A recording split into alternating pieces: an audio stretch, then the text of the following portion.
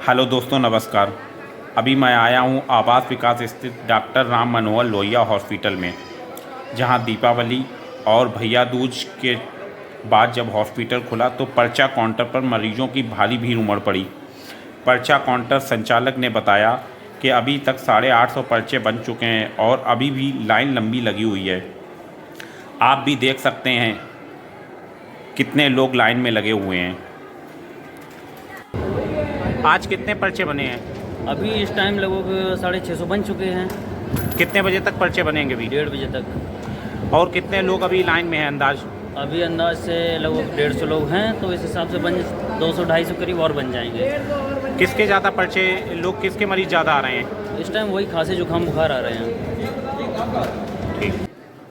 Doctor Ashok Kumar physician के कक्ष के बाहर मरीजों की भारी भीड़ देखने को मिल रही है, जिसमें सबसे ज़्यादा मरीज जुकाम, खांसी, बुखार से पीड़ित हैं। चिकित्सा अधिकारी ने बताया कि मौसम चेंज होने की वजह से खांसी, जुकाम, बुखार हो रहा है और डेंगू भी फैल रहा है। चिकित्सा अधिकारी ने बताया कि डेंगू की रोकथाम के लिए रात में सोते समय मच्छरदानी का उपयोग करें और फुल बांह के कपड़े पहने, क्योंकि जो डेंगू का मच्छर है वो तकरीबन 3 फीट की हाइट तक उड़ता है। आप भी सुने क्या बोले चिकित्सा अधिकारी। खांसी जुकाम है। खांसी जुकाम बचने क्या उपाय है? बस बचने के क्या है, थोड़ा सा आजकल सीजन बदल रहा है, थोड़ा ठंडक से बचें और थोड़ा दूरी बनाए रखें।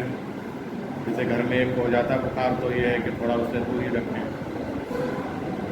और सर मतलब डेंगू भी फैल रहा है इस समय। हाँ, डेंगू। इससे क्या बचने के उपाय हैं?